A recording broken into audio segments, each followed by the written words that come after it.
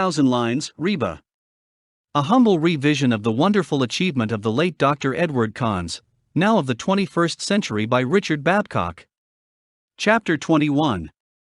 More of Mara's deeds. Pride in the magical power of veracity. This Bodhisattva, as we see, says, I am predicted to full enlightenment by the Tathagatas of this past. As this is the truth, and my utterance of this truth, let this ghost depart. Now as this happens, Mara is seen to be in his turn trying at this same time to induce the ghost to depart. And his efforts are particularly strong and energetic when he has to deal with a Bodhisattva which has but recently set out in the vehicle. It is the magical power of Mara which is seen to have driven the ghost away. But a recently set out Bodhisattva thinks one's own might drove the ghost away, and does not know nor consider that this just may be what is called Mara's might, as one's own negative forces within, driving one to thoughts of great advantage. The Bodhisattva now slackens in efforts. As a result of this apparent victory over the ghost, this Bodhisattva thinks to have had this prediction in this past, and despises other Bodhisattvas, sneers at these, ironically compliments, condemns and deprecates these. Pride goes on increasing, until quite firm and rigid. The pride, arrogance, hauteur, false pride, conceit keeps this one away from all knowledge, from supreme cognition of a Buddha, from cognition of the self-existent, from cognition of all-knowing, from supreme enlightenment. As this one meets with Bodhisattvas which are good friends, virtuous in character, resolutely intent on the sublime, earnestly intent, skilled in means, endowed with irreversible dharma, in this one's conceit these are despised, as such does not tend to love and honor these.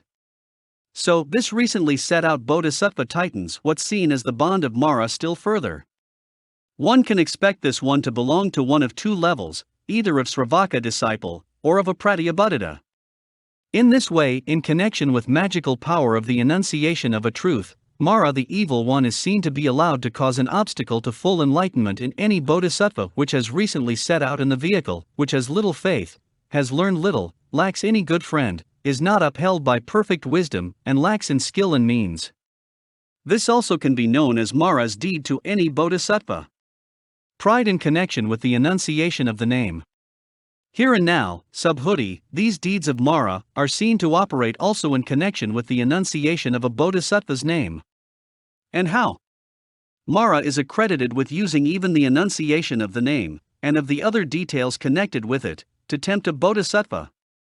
He comes to the Bodhisattva in all kinds of disguises, and says, You have your prediction from Tathagatas in other times. The proof is this name you have, even as a Buddha, and these are the names of your mother, your father, your brother, your sister, your friends, maternal relatives, kinsmen, and relations.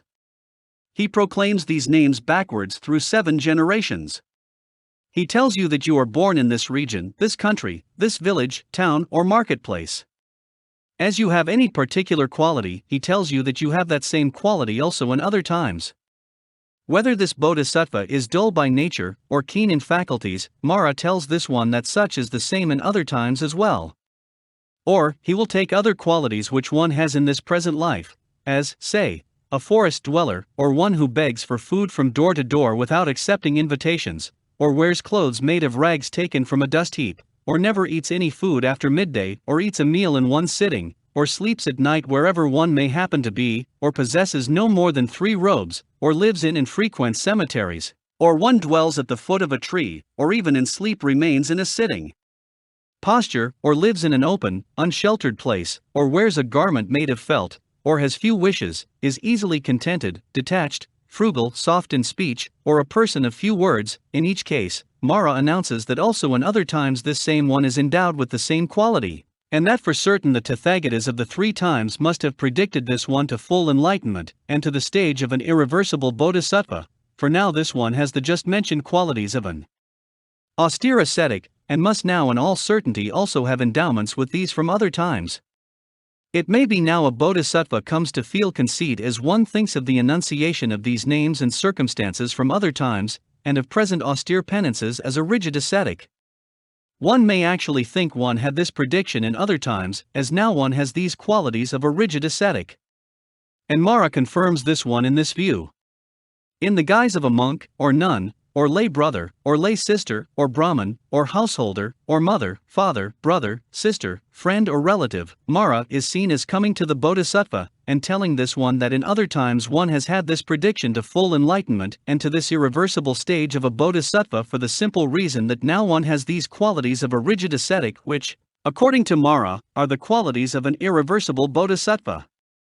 But, the Bodhisattva does not have the attributes, tokens and signs of an irreversible Bodhisattva which is described. This is surely a being seen as beset by Mara, unlike these other Bodhisattvas which are good friends.